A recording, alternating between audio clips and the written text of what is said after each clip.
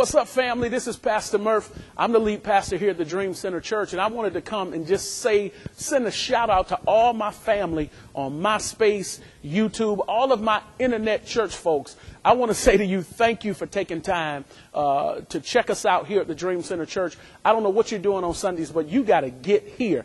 We're North Atlanta's new favorite place to worship, and your life is not going to be complete until you've had the Dream Center experience. Again, you got to get here. We're on Sundays from 10 to 12. It's only 75 minutes. You can dress however you want to dress. You know it. You heard me say it before. You can wear your Air Force Ones, your jerseys, wear your suit. You know, you can do it like I do it. However, you just got to get here. It's Atlanta's best 75-minute worship experience. It's going to be the best 75 minutes you spend all week.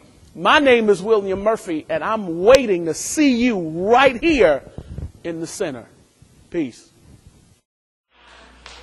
Ooh, yeah. So I got a word. I got a word for somebody today. For those of you who find yourself in the same emotional and spiritual position as this widow. For those of you who are willing to work. I'm not talking to those of you who like handouts.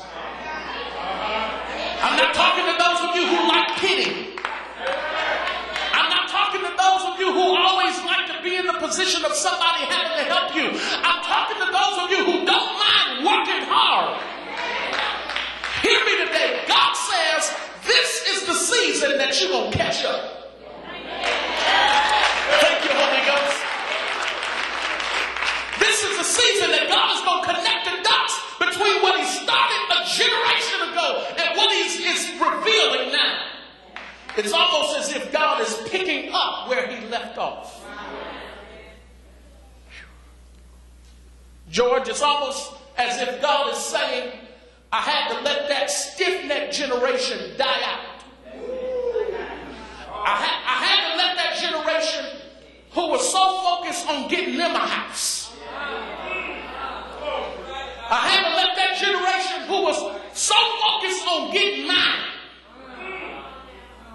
If I could just get mine. So for 40 years we have wandered in the wilderness and yeah, we can have church in Dunwoody, but we don't run nothing. Yeah, we can live in Buckhead now, but we don't own nothing.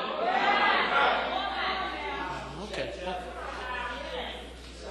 Somebody say God is picking up where he left off. He's picking up. There were some things that God put into motion before Dr. King's untimely death. But how many know Dr. King's death wasn't no surprise to God? Because we got to a place where we were so personality driven. So focused on a man. And that's why if something happens with a man, you stop coming to church. Because it wasn't never about it wasn't never about a people, it was about a person. So if your preacher drive up with a new car, you hold your tithe back.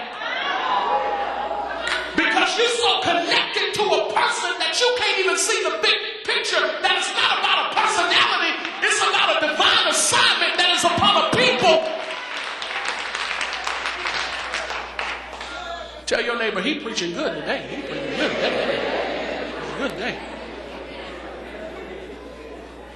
If you're here because of a person, holler. If you join this church because you like me, holler. Because I guarantee you, I'm going to do something that's going to disappoint you. I'm telling you right now, I'm going to make a decision that you don't agree with.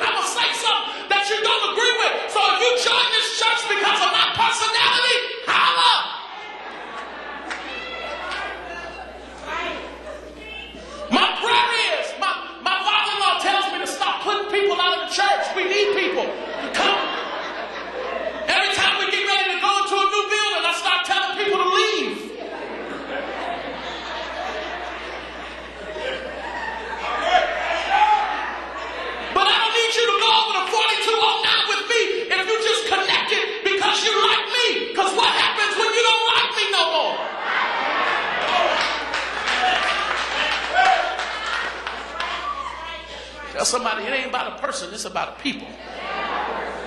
That's why you can't be so tied into. I remember when I was at New Birth, I would be out and I would invite people to come to New Birth and they would say, oh, that's too big. I ain't gonna never be able to go to preaching. You ain't gotta know the preacher.